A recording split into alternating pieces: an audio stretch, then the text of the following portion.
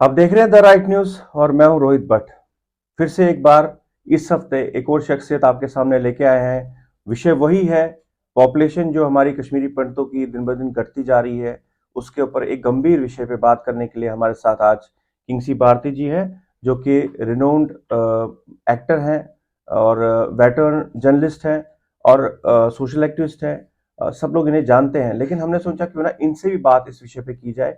किंगसी भारती जी, आपका बहुत बहुत स्वागत है द राइट न्यूज में। धन्यवाद रोहित जी, आपने इस विषय पे बोलने के लिए मुझे बुलाया। जी, भारती जी, हमें ये बताइए कि जो इम्पोर्टेंट विषय है, जैसे कि आप देख रहे हैं आए दिन व्हाट्सएप ग्रुप्स में भी बात चल रही है। हमारे जो लीडरान हैं, हम उनको लीडर ही बोलेंगे, जो व्हाट्सएप पे बातें करते हैं, वो ये बोलते हैं कि कश्मीर में वापस जाना है, कश्मीर में हमें फिर से दोबारा से बसना है। लेकिन उनकी डिमांड्स होती हैं अलग अलग, लेकिन जो बेसिक चीज़ है जिस पे उनको बात करनी चाहिए वो है हमारी घटती हुई पॉपुलेशन।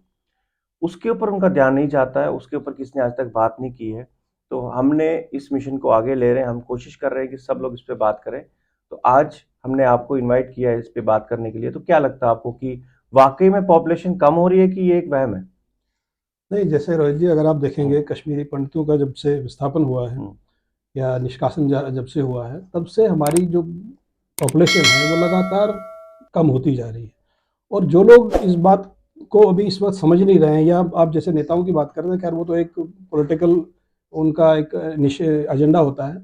लेकिन एक जनरल जो सोशल एक्टिविज्म, जो सोशल एक्टिविस्ट हमारे समाज में है, हम्म, उनको इस बात पे ध्यान देना चाहिए। और मुझे लगता है कुछ लोग दे भी रहे हैं इस बात पे ध्यान, जी, कि हम लोग आस्ता आस्ता पारसियों की तरह इस देश से आस्ता आस्ता आस्ता आस्ता खत्म हो रहे हैं। हम्म, ये कहना कि बहुत आसान है कि कुछ नहीं है, क्या बोलते हैं उसको, हमें पॉपुलेशन बढ़ानी है, आजकल पॉपुलेशन कंट्रोल की बात चल रही है और इस ज़माने में आप पॉपुलेशन बढ़ाने की बात कर रहे हो, ये एक एक छोटा विचार है, ये आप क्या बोलते हो, कम मतलब मानसिकता है वैसी। हम्म, लेकिन अगर आप इसको देखेंगे, अगर आप पूरे समाज को देखेंगे, तो हमारी जो पॉपुलेशन है वो बहुत ज़्यादा घट रही है। और मुझे लगता है कि इस बात पे हमारे सोशल एक्टिविस्ट्स को, हमारे राइटर्स को, हमारे जितने भी लोग जो समाज के लिए हम्म, काम कर रहे हैं, उनको इस बात पे गौर करना चाहिए और उस बात के लिए एक कुछ पॉलिसी बनानी चाहिए जी, कि किस तरह से हम अपने जो आने वाली जो जनरेशन है उनको मोटिवेट करें। देखिए, किसी को फोर्स नहीं कर सकते आपके, हम्म, आप एक बच्चा रखो, दो बच्चा रखो या हम्म, तीन बच्चे रखो, लेकिन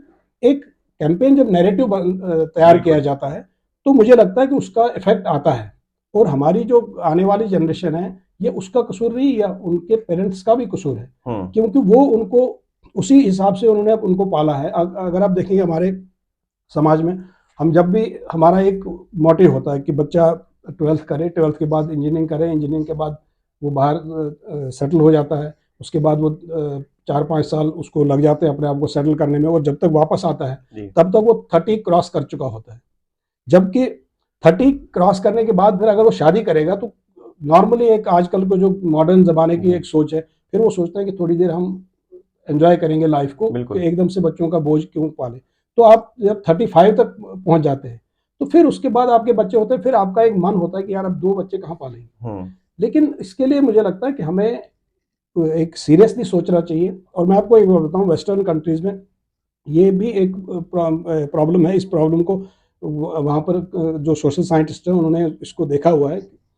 वो उन्होंने एक फार्मूला बनाया हुआ है, उस हम्म, फार्मूले के अंदर एक समय आता है, आप कोई भी कम्युनिटी हो, हम्म, मैं सिर्फ कश्मीरी कम्युनिटी की बात नहीं कर रहा, कोई भी कम्युनिटी हो, एक समय आता है उस फॉर्मूले में, वो कहते हैं कि उसके बाद आप अगर पॉपुलेशन रिवर्स करना चाहोगे, तो नहीं आप होगा, जो भी करो वो रिवर्स नहीं नहीं होगा, होगा, वो सिर्फ खत्म ही होता जाएगा। और मुझे लगता है कि कश्मीरी पंडितों के पास अभी समय है, हालांकि 30 साल में हम लोग काफ़ी पीछे चले गए हैं, लेकिन अभी समय है कि हम उस फार्मूला के अंदर अभी आ रहे हैं कि हम लोग इसको रिवर्स कर रिवर्स कर सकते सकते हैं। हैं, अब बहुत सारे लोगों का ये भी कहना होता है, उससे क्या होगा? हम्म, उससे होगा ये कि जो आप कश्मीरी कल्चर है, जो कश्मीरी, जो हमारी रिच कल्चरल ट्रेडिशन है, हेरिटेज है, आप देखिए कश्मीरी पंडित सिर्फ एक कौम नहीं है, हमारा 10,000 20,000 साल पुराना एक इतिहास है। हम्म, और इतिहास कहाँ, शारदा पीठ वाला इतिहास है। इतिहास वैसा है जिसमें भारत के जो संस्कृति है, भारत के जो जो ट्रेडिशंस है, उसमें एक बहुत बड़ा कंट्रीब्यूशन है। जी, तो उसको आप कैसे बचाएंगे? उसको मैं, आप तभी बचाएंगे जब जी, जी, आपकी जो यंग जनरेशन है, वो आपके पॉपुलेशन को उसी हिसाब से देखेगी। जब हमारी पॉपुलेशन ही नहीं रहेगी, बिल्कुल, तो उसके बाद वो टेंशन खत्म हो जाएगी। ठीक है, मैं यहाँ पे आपको बीच में रोकना चाहूंगा। बेसिकली कुछ टाइम पहले हम लोग क्या कर रहे हैं, हम लोग कुछ पेरेंट्स से भी बात कर रहे हैं, कुछ बच्चों से भी हमारी टीम जो है वो उनसे बात कर रही है। तो कुछ पेरेंट्स से जब बात हुई तो उनका ये कहना है कि भाई हम अपने बच्चों को कैसे रोक सकते हैं, वो बाहर है, उनकी मर्जी है, उनकी लाइफ है, उनको कब शादी करनी है, हम क्यों बोलेंगे। तो उनसे जब हमने ये सवाल किया कि आपके पेरेंट्स ने भी अगर यही किया होता तो आज आप 5-8 भाई बहन नहीं होते, आप पॉपुलेशन में होते ही नहीं इतने। तो ये एक मानसिकता जो पेरेंट्सों में बच्चों में दी है कि इससे जिम्मेवार पेरेंट्स ही होंगे फिर। मुझे लगता है कि अगर आप देखेंगे पेरेंट्स ही जिम्मेवार होते हैं, क्योंकि बच्चों को आप क्यों बोलेंगे, बच्चों को आप क्या बोलेंगे, ये जरूरी नहीं है कि ऐसा नहीं है कि बच्चे नहीं सुनेंगे। बच्चों को आप ऐन मौके पे बोलेंगे तो फिर हो सकता है प्रॉब्लम हो। जी। अगर आपने इस बात को पहले से रियलाइज किया हो तो आपको जो बच्चों की ग्रोथ है बचपन से उनको वैसे ही संस्कार दिए जाते हैं। क्योंकि अगर हम संस्कार की बात करेंगे तो लोग कहेंगे कि जिनके बच्चे जो कम बच्चे रखते हैं या जो बच्चे नहीं रखते हैं वो संस्कार नहीं है। लेकिन एक जो प्रथा है वो यही है कि आपको बच्चों को ग्रूमिंग जो है बचपन से होती है। जब जैसे आप उनको बचपन से ही बोलते हो कि आपको इंजीनियरिंग करनी है, आपको विदेश जाना है, जी आपको जी। बड़ी मल्टीनेशनल कंपनीज में जाना है, तो अगर आप बच्चों को ये भी कहो कि बेटा हमारी पॉपुलेशन का ये ग्राफ था, हमारे हम लोग कश्मीर में एक टाइम पे हम 100% थे, आज हम 1 या 1.5% हैं, तो आने वाले समय में हम वो 0% हो जाएंगे। तो इसको मतलब होते समय नहीं लगेगा। लेकिन मुझे लगता है पेरेंट्स के जो जो उनका दायित्व है जी। कि अपने बच्चों को इस बात को समझाएं। अगर बड़े भी हैं तो उनको बैठ के उनको मोटिवेट कर सकते हैं, उनको बता सकते हैं कि इससे प्रॉब्लम्स क्या होने वाली है। आपके हिसाब से एक परफेक्ट एज क्या होती है बच्चों को शादी करने की, शादी की एज क्या होती है? ये देखिए शादी की एज ज़माने के हिसाब से बदलती रहती है। अगर हम अपने पेरेंट्स की बात करें तो उस वक़्त कश्मीरी पंडितों में 18, 16, 19 18, साल 19 साल, हाँ। 19 साल की उम्र में शादी होती थी। वहीं अगर आप कश्मीर में आप कश्मीरी मुस्लिम्स को देखेंगे तो वो 12-13 साल की उम्र में भी शादी करते थे। लेकिन ज़माना बदल गया, वो उनके लिए भी बदल गया, वो हमारे लिए भी बदल बिल्कुल। गया।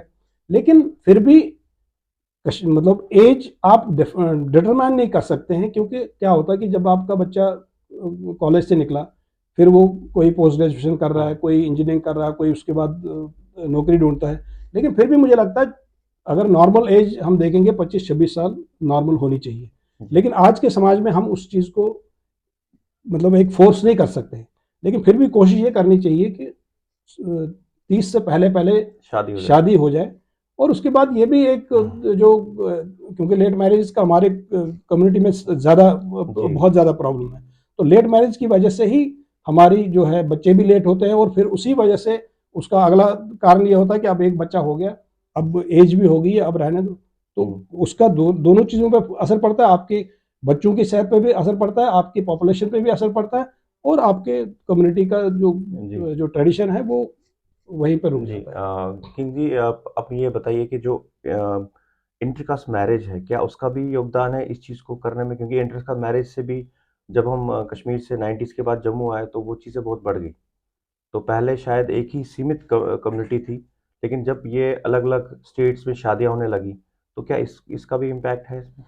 देखिए थोड़ा सा इम्पैक्ट है, लेकिन मैं पूरा इम्पैक्ट नहीं मानता हूँ, क्योंकि इंटरकास्ट मैरिज करने के बाद भी अल्टीमेटली वो फैमिलीज तो हमारे साथ जुड़ जाती हैं। लेकिन इंटरकास्ट मैरिज के लिए मेरा अपना एक पर्सनल जो मतलब मेरी जो थॉट्स हैं कि मुझे लगता है कि जहाँ तक हो सके, और वो सिर्फ कश्मीरी पंडित कम्युनिटी के लिए, वो हर कम्युनिटी के लिए जो यूनिक कल्चर्स हैं, यूनिक कम्युनिटीज़ हैं, उनको जहाँ तक हो सके अवॉइड करना चाहिए। जी। क्योंकि उसमें क्या है कि अब आप बच्चों को वही बात आती है कि आपने बच्चों को ग्रूमिंग कैसे की है। आपने कोशिश अगर बचपन से की है उनको बताने की कि हमें क्यों इंटरकास्ट मैरिज से बचना चाहिए, हमें क्यों अपने ही कम्युनिटी में शादी करनी चाहिए, ताकि हमारा कल्चर जो हमारा रिच, देखिए हमारा डीएनए बहुत हाईली रिच है। तो उस चीज़ को जब वो डाइल्यूट होता जाता है तो एक टाइम आता है कि आपकी कम्युनिटी, बेशक आप कश्मीरी कहलाएंगे, लेकिन अब एक्चुअल कश्मीरी जो लीनिएज है वो आपकी खत्म हो जाती है। तो मुझे लगता है जहाँ तक हो सके इंटरकास्ट मैरिज को अवॉइड करना चाहिए। राइट। और उसके लिए उसमें भी पेरेंट्स का बहुत बड़ा हाथ है। और हालांकि आजकल जो हमारी जो यंग जनरेशन है काफ़ी एक्टिव है, बहुत आप देख रहे होंगे हर चीज़ में, पॉलिटिकली भी सोशली भी बहुत अवेयर है। और काफ़ी सारे लोग यंग लड़के मैंने देखे, यंग लड़के लड़कियाँ जो कोशिश कर रहे हैं कि हम लोग इंटरकास्ट मैरिज को अवॉइड करें। राइट। तो मुझे लगता है उन्हीं जैसे लोगों को इस फील्ड में भी आगे आना चाहिए, क्योंकि अगर यंग लड़का दूसरे लड़के को समझाए या दूसरे अपने कलीग को समझाए तो मुझे लगता है ज़्यादा बेटर समझेगा। जी। तो उसमें हम लोग इंटरकास्ट मैरिज को अवॉइड कर सकते हैं, और जो खास तौर से जो हमारी पॉपुलेशन, जो डिविंडलिंग पॉपुलेशन है, उसको बढ़ाने के लिए बहुत ज़रूरी है कि हम अभी कदम उठाएं। वरना जैसे मैंने आपको बोला कि वेस्टर्न कंट्रीज में जो सोशल साइंटिस्ट का एक फार्मूला है, जी। उस फार्मूले के हाशिए पर हम पहुंच चुके हैं। पहुंच चुके हैं। उसके बाद हम इरिवर्सिबल होंगे, जी, फिर जी। हम लोग शायद वापस नहीं आ पाएंगे। नहीं आ पाएँगे। कि जी हम आपसे ये भी पूछना चाहेंगे कि आपके सामने ही बहुत सारे ऐसे केसेज़ होंगे जहाँ पेरेंट्स जम्मू में हैं, उनके बच्चे बाहर हैं, पेरेंट्स अकेले हैं या सिंगल पेरेंट है, मदर नहीं है, फादर नहीं है, अकेले रह रहे हैं। कितना मुश्किल है कि हमारे समाज में ये भी बहुत ज़्यादा हो रहा है। तो जो जो पेरेंट्स बच्चों को बड़ा करके इस एक्सपेक्टेशंस होता है कल को हम बच्चे हमारे लिए बहुत कुछ करेंगे, और आज सिचुएशन ऐसी है कि वो पेरेंट्स अकेले हैं, उनको देखने वाला कोई नहीं है। तो इस पे क्या कहेंगे कि बच्चों की कितनी गलती है इसमें? नहीं देखिए, बच्चों की नहीं, इसमें दोनों हमेशा एक आदमी की गलती नहीं होती, गलती दोनों साइड से होती है।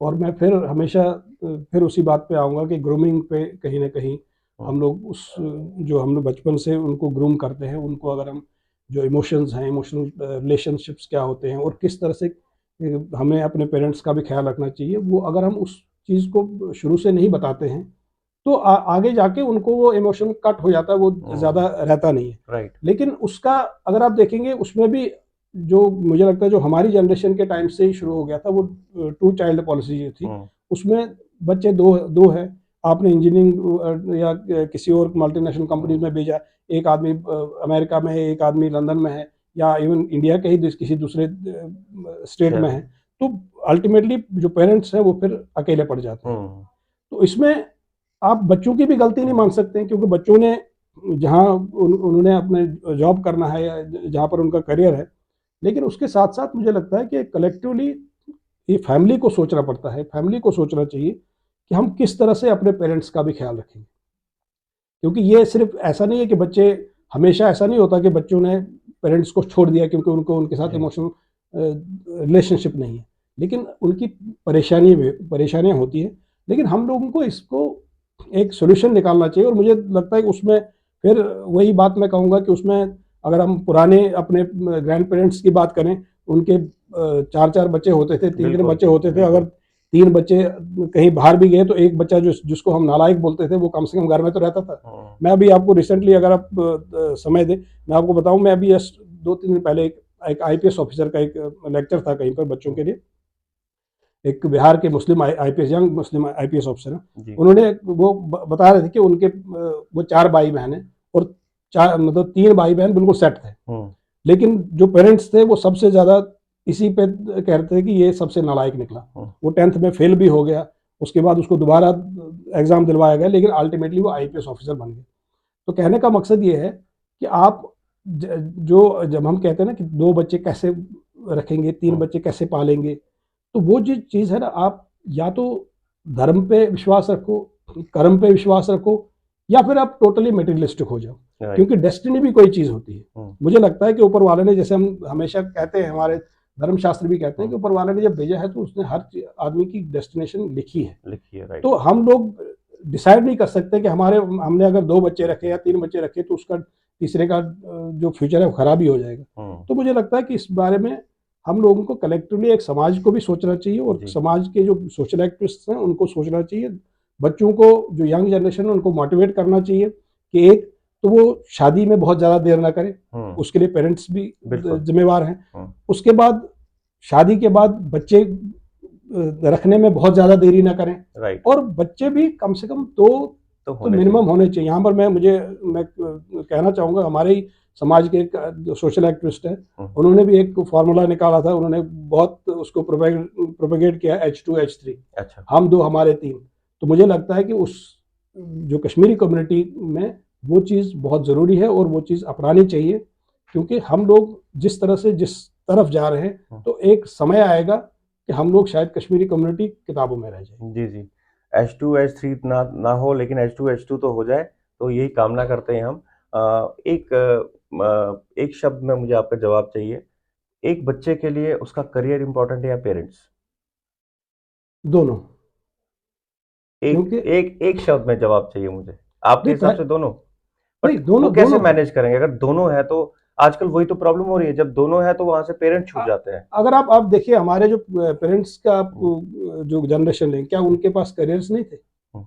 क्या उन लोगों ने मतलब हमारे जो टॉप के IPS officers, IAS officers multinational companies में, क्या हम हमारी नई जनरेशन नहीं जा रही है क्या? क्या क्या आपने, पहले नहीं जा रहे थे? किंगसी जी मैं आपसे ये पूछना चाहूंगा कि कश्मीर में कभी आपने ऐसा सुना कि कहीं पे पेरेंट्स अलग बैठे हुए हैं, बच्चे बाहर है, वो अलग तड़प रहे हैं बच्चों के लिए?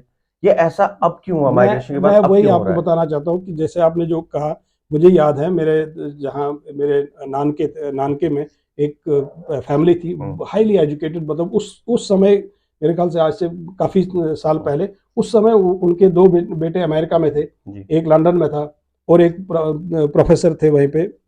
लेकिन उसके बावजूद वो फैमिली इतनी वेल नेट थी कि जो लंदन वाला था, जो अमेरिका वाला था, वो भी इंश्योर करते थे कि उन पेरेंट्स का ख्याल रखने के लिए, उन पेरेंट्स का ध्यान रखने के लिए दूसरा भाई हो, उसको बेशक सपोर्ट करना पड़े, उसको बाकी चीज़ें करना पड़े।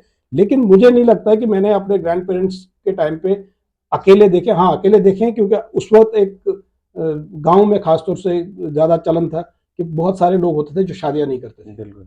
तो उनको मैंने अकेला देखा। लेकिन उसके बाद में मैं बताऊं, मेरे काफ़ी सारे जान पहचान के ऐसे थे, वो अकेले होते थे, लेकिन अकेले इसलिए होते थे कि उनकी शादी नहीं होती थी। लेकिन फिजिकली वो अकेले नहीं होते, क्योंकि वो पूरी ज्वाइंट फैमिली में रहते थे, और राइट। उनकी इज्जत, उनका जो उनकी कदर जो है, मुझे लगता है हमारे पेरेंट्स से ज्यादा होती थी। हम्म।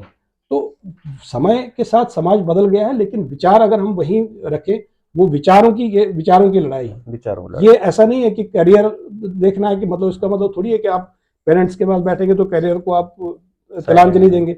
आपको दोनों चलाने हैं साथ में, लेकिन आप अगर विचार अपने बदलेंगे तो सब कुछ बदल जाएगा। जो कि बहुत केसेस में नहीं चल रहा है। बहुत नहीं, आजकल नहीं हो रहा है, मैं आजकल नहीं हो आपको रहा है, आप बताऊं आज। इसके इस बात से सहमत होंगे कि आजकल नहीं हो रहा आजकल नहीं हो रहा, नहीं हो है? रहा जी, है, एक्चुअल में बिल्कुल नहीं हो बिल्कुल।